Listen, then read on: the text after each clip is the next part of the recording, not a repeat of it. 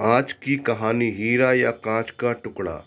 एक बार एक आदमी किसी राजा के दरबार पहुंचा और उसने कहा, महाराज, मेरे पास दो रत्न हैं, जिनमें से एक बेशकीमती हीरा और दूसरा साधारण कांच का टुकड़ा।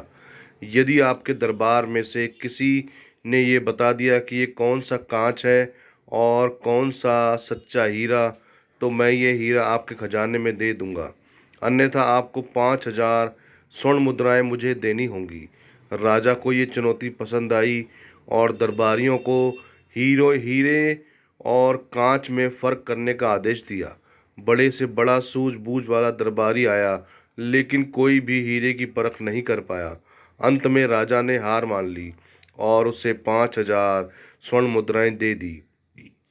अब आदमी दूसरे राज्य पहुंचा और वहां भी उसने यही शर्त रखी, लेकिन वहां भी कोई फर्क नहीं कर सका और शर्त के मुताबिक राजा को 5,000 सोने की मुद्राएं देनी पड़ी। इसी प्रकार वह आदमी कई राज्यों का भ्रमण करता और अपनी शर्त रखता। हर बार वह स्वर्ण मुद्राएं जीत कर आगे बढ़ जाता।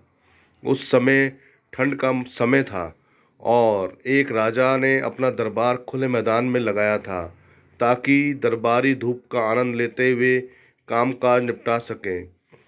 वह आदमी दरबार में पहुंचा और अपनी शर्त दोहराई। यहाँ भी राजा ने उसकी चुनौती स्वीकार कर ली। राजा ने विद्वानों को भी असली और नकली हीरे में फर्क करने का आदेश दिया, लेकिन यहाँ भी कोई फर्क नहीं कर सका।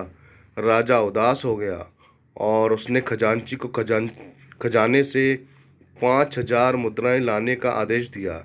तभी एक दरबारी को, जो जन्म से अंधा था, उसने कहा, महाराज, खजांची को भेजने से पहले एक बार मुझे इन हीरों को परखने का अवसर दिया जाए। राजा तैयार हो गया। वहां अंधा दरबारी बारी बारी से दोनों को छूकर टुकड़े की तरफ इशारा करते हुए बोला, महाराज, ये सच्चा हीरा है और दूसरा वाला साधारण कांच का टुकड़ा है, जिसका कोई मोल नहीं। हीरे वाले आदमी की आंखें चमकी और वह बोला, बिल्कुल सही कहा आपने, लेकिन आपने इसे पहचाना कैसे? उस अंधे आदमी ने जो जवाब दिया, उसे सुनकर वहां राजा सहित सबकी आंखें खुली की खुली रह गई। वह बोला, जो भी सच्चा हीरा होता है वह धूप में भी ठंडा रहता है, जबकि साधारण कांच थोड़ी सी गर्मी मिलते ही गर्म हो उठता है। बिल्कुल हम इंसानों की तरह।